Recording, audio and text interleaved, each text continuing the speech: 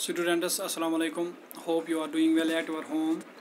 Open your textbook of General Science, class 8th, page number 91 to 101, chapter Chemical Effects of Electric Current. Dear students, yesterday we have discussed about the uses of electroplating. Now today we are going to discuss about the purification of metals. आज का जो हमारा सब topic है वो है purification of metals. Purification of metals जो chemical effect of electric current हैं ये इस्तेमाल किया जाता है प्यूरिफिकेशन ऑफ इम्प्योर मेटल्स, यानी जो इम्प्योर मेटल्स हैं इनको प्योर करने के लिए, इनकी इम्प्योरिटी ख़त्म करने के लिए ये chemical effect of electric current इस्तेमाल में लाया जाता है, इस्तेमाल किया जाता है. Which are extracted from their naturally occurring compounds, यानी जो मेटल्स हैं जिनको हम एक्सट्रैक्ट किया जाता है नेचुरली ओकरिंग कंपाउंड्स, यानी और से जो हासिल किए जाते हैं इम्प्योर मेटल्स. तो इस प्यूरिफिकेशन में जो इम्प्योर मेटल्स हैं ये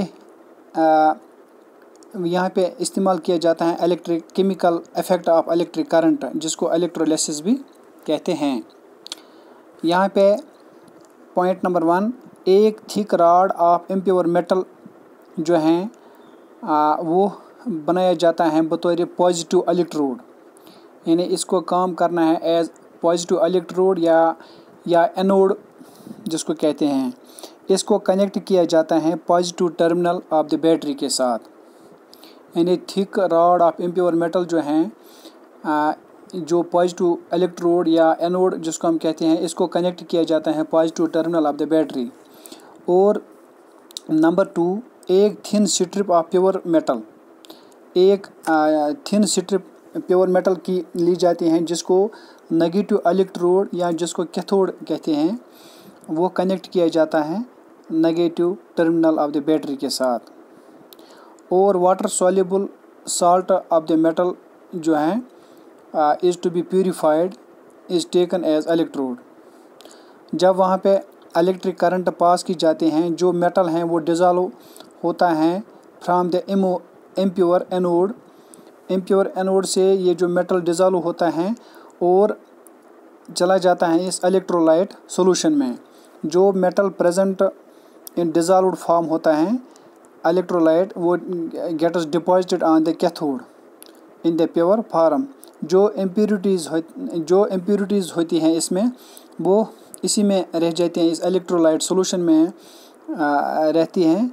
और जो मेटल्स लाइक कॉपर हैं, जिंक हैं या एल्युमिनियम है एट्सेट्रा वो प्यूरिफाई हो जाते हैं इस प्रोसेस से, इस इलेक्ट्रोलिसिस प्रोसेस से by using the chemical effect of electric current.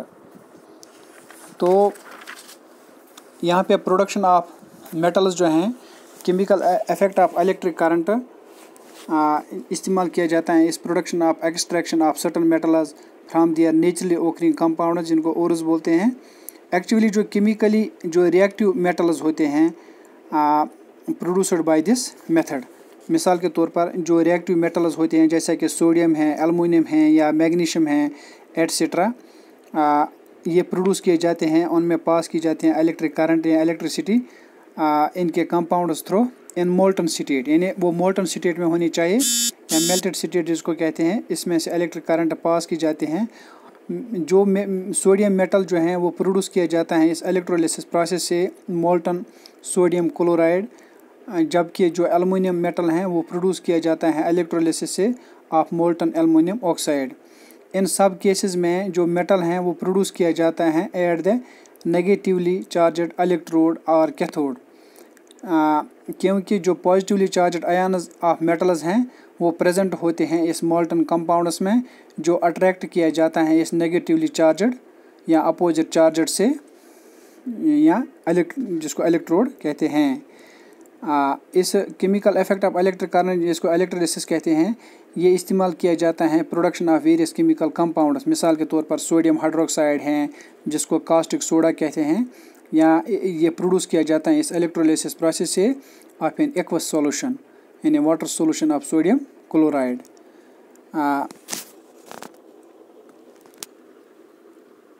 In next video में हम एक एक्टिविटी दिखाएंगे, जिस एक्टिविटी में जो purify impure copper, activity to purify impure copper metal. तब तक दीजिए इजाज़त, खुदा हाफिज़।